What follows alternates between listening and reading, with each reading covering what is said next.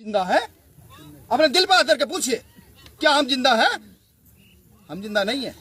तो जिंदा होने का प्रमाण दीजिए। जिंदा हो तो जिंदा नजर हो।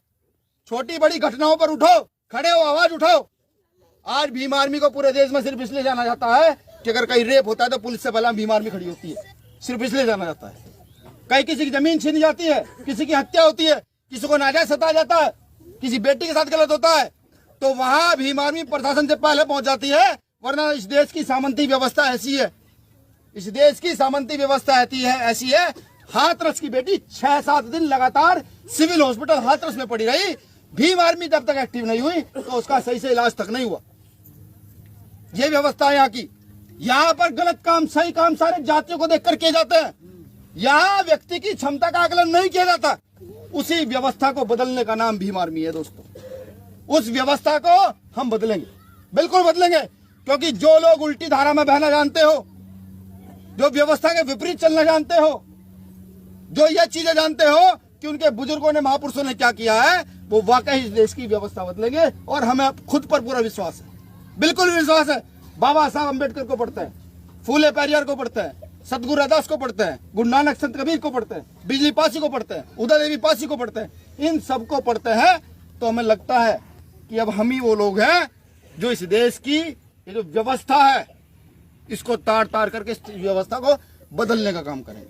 ये जो उच्च नीच की व्यवस्था है, ये जो धर्म के आधार पर हत्याएं की जाती है, जो 100 ग्राम मीट पर मुसलमानों को मार दिया जाता है। अभी भी त्रिपुरा में, क्योंकि वहां चुनाव आने वाले हैं, यूपी का चुनाव है, पंजाब का चुनाव है, त्रिपुरा में हिंदू मुस्लिम कराया जा रहा है। पूरी तरीके से वहां के मुसलमानों के घरों को फूका जा रहा है। मैं जानना चाहता हूं, हो सकता है कि व्यक्ति गलत हो, मैं बिल्कुल कहता हूं हर समाज में 1-2 व्यक्ति गलत जरूर होता है। क्या एक व्यक्ति के गलत हो जाने से पूरा समाज गलत हो जाता है? नहीं होता ना। तो जो गलत है सजा उसको मिलनी चाहिए, उसके समाज को नहीं। जहां देश में आज व्यवस्था होनी चाहिए थी शिक्षा और चिकित्सा की, फ्री शिक्षा और फ्री चिकित्सा की, जहां व्यवस्था होनी चाहिए थी लोगों के उत्थान की, इस देश की सबसे बड़ी समस्या किसी को है तो इस देश के जवान, किसान और मजदूर को तो समस्या है।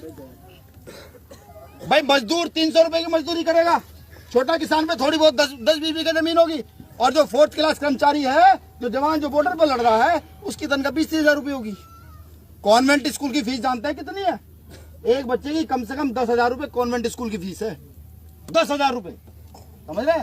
तो कॉन्वेंट स्कूल में किसका बच्चा पढ़ेगा? मेरा तो नहीं पढ़ पाएगा, आपका तो नहीं पढ़ पाएगा, ये खड़े बहन का भी नहीं पढ़ पाएगा।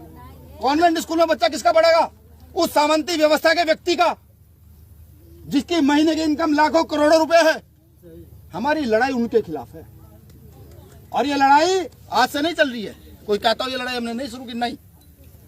बाबा साहब की लड़ाई उनके खिलाफ थी, बिल्कुल थी। इस देश की, पूरे देश की अर्थव्यवस्था देख लीजिए, इस देश की पूरी अर्थव्यवस्था मात्र 5% लोगों के हाथ में है। इस देश की 95% अर्थव्यवस्था 5% अडानी अंबानी जैसे लोगों के हाथ में है, और इस देश की 5% अर्थव्यवस्था हम सबके हाथ में है।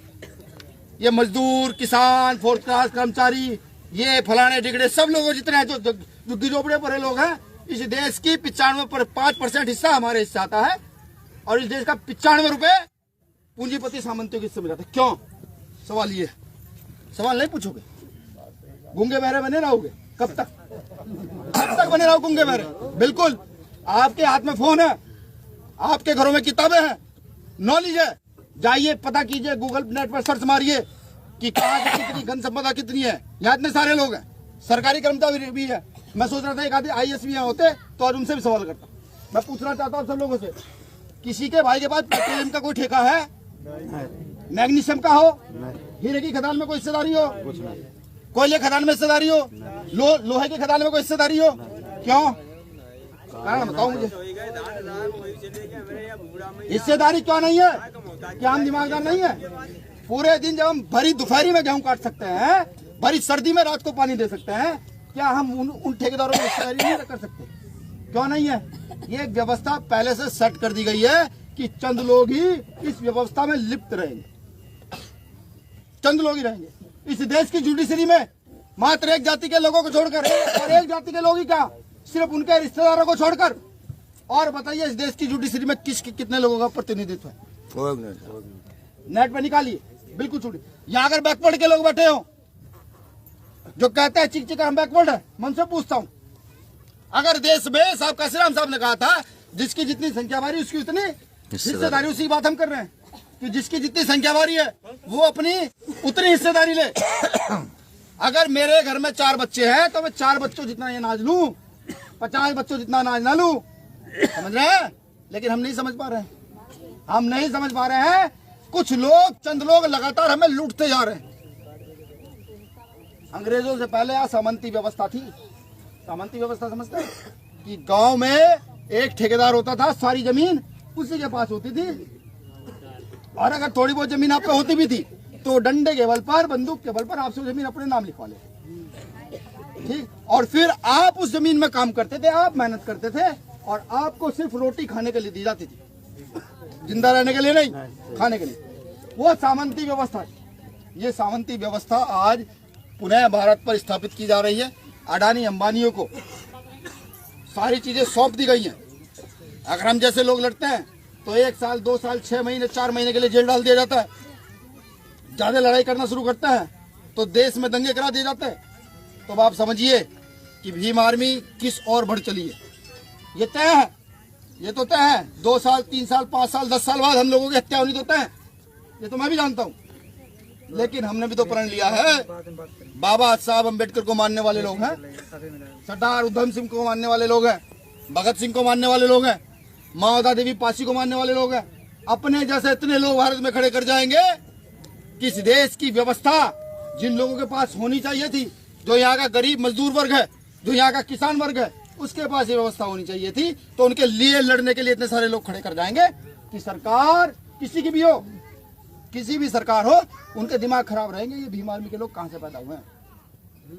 अभी आपका संगठन 24 राज्यों में मजबूत है। भारत के 24 राज्यों के अंदर भीम आर्मी के नाम का डंका है। कहीं किसी के साथ कुछ गलत होता है तो 10 मिनट में मेरे पास सूचना पहुंच जाती है, भैया ये बात हो गई है। अगर मामला बड़ा होता है तो 11 मिनट में चंद्रशेखर भाई के पास सूचना पहुंच जाती है। वीडियो कॉल से, फोन के माध्यम से बात हो जाती है 10 मिनट के अंदर पूरे भारत में।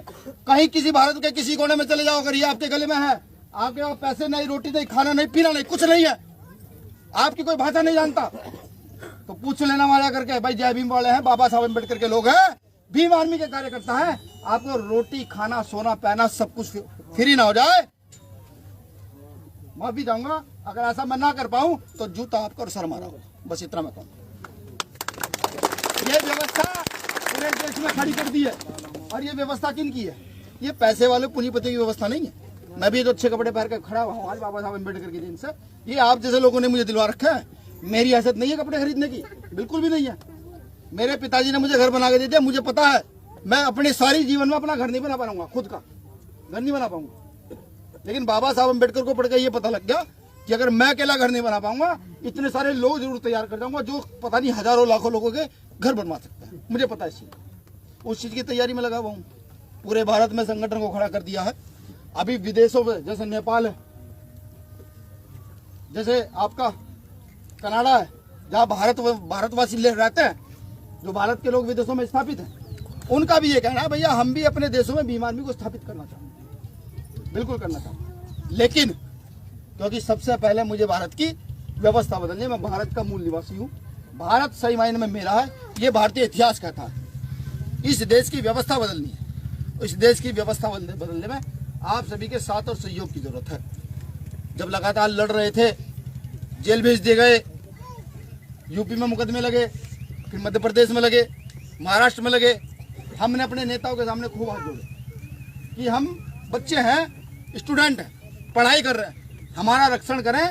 ये जो सरकार हम पर धड़ाधड़ मुकदमे थोपती जा रही है, इससे हमें बचाएं। किसी ने कोई ध्यान नहीं दिया।